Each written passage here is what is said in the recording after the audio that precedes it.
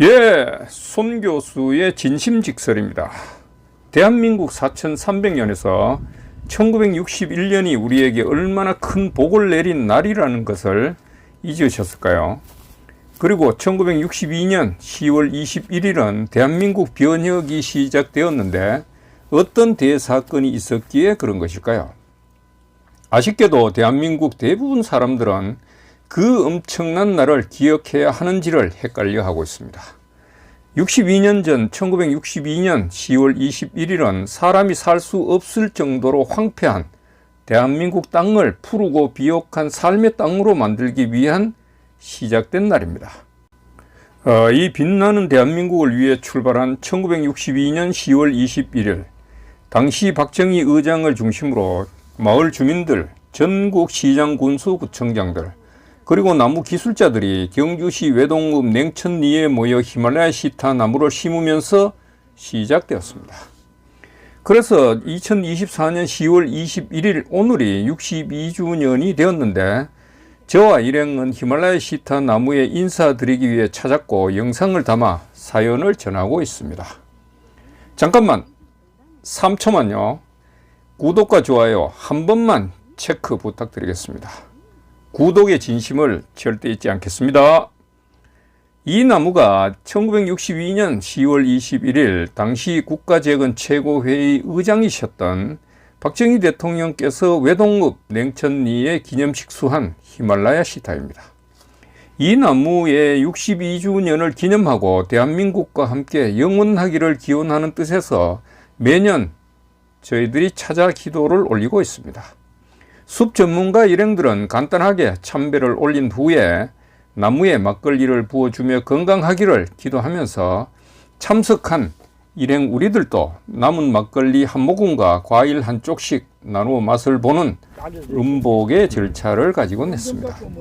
마침 농사일을 하기 위해 이곳을 지나가시던 마을 이장 사모님을 만나게 되었는데 잠시 히말라야 시타 나무에 대한 그리고 박정희 대통령에 대한 애정과 정성의 얘기를 들을 수 있었습니다. 그걸 모를 택이 없는데 저것들은 고래한다고. 왜 자꾸 지우기를 하는지 모르겠네. 지금은 천안 만나요. 저거하고 요거기 때문에 요거는 어쩔 수 없어요. 태풍이 와가 저 위를 날렸기 때문에 그러게요. 세웠어요. 이게 너무 제가 세워가지고 이제 저 정도로 처음에는 죽을까 싶어 걱정이었는데 그래도 맞아. 다행히 살았어요. 살아나야지. 예. 저 냉천리 마을 주민들의 그 정성 때문에 산 거지. 모르겠어요. 나무도 그거를 알잖아요, 그게. 요 가지, 예. 요거 좀 날려주시고, 저 위에 이 나무하고 연결되는 부분, 네네네. 저도 좀 가지를 좀 쳐줬으면 싶습니다. 예. 생각. 이게 잘 돼야 대한민국이 잘 된다니까. 이거 풀면 안 된다고. 그분이 안 계셨으면은 지금 우리나라가 안 되죠. 이만큼 발전했겠습니까? 택도 없지. 그런 뭐 꼬라지 보소. 맞아. 꼬라지. 꼬라지. 농사꾼은 막 개똥다 치고. 맞아. 옛날에 우리 반모무가 통일벼 박정희 대통령이 우리 예. 쌀만 미길라고. 박정희 대통령께서 굶주림에 허덕이는 국민이 쌀밥을 배불리 먹을 수 있도록 통일벼를 개발하셨다는 주민의 증언이었습니다. 냉천리 이장님을 중심으로 마을 주민들께서 이 나무가 건강하게 생존할 수 있도록 많은 정성을 쏟고 계신다는 것을 알 수 있습니다. 이 나무 역시 대한민국이 발전해 오면서 겪은 힘든 상황과 다를 바가 없는 듯해 보입니다. 시대에 적응해야 하고 변화하는 상황에도 적응해야 생존할 수 있다는 것을 보여주고 있는 것입니다. 이 나무가 갖는 상징성을 볼 때 이 나무는 대한민국 근대화의 출발점이었으니 그 중심에 이 나무가 있다고 할 수 있을 것입니다. 그래서 이분들의 노력이 큰 애국이라고 생각하지 않겠습니까? 1962년 대한민국 땅은 죽은 땅이었습니다. 당연히 이런 땅에서 국민이 배불리 밥 먹고 살아갈 수는 없었죠. 이 당시 대한민국 국민은 80불, 지금 가치로 11만 원을 가지고 1년을 먹고 살아야 했으니까요. 이 당시 국민은 사람답게 사는 것이 뭔지, 굶주림에서 어떻게 해야 벗어날 수 있는지를 알 수가 없었죠.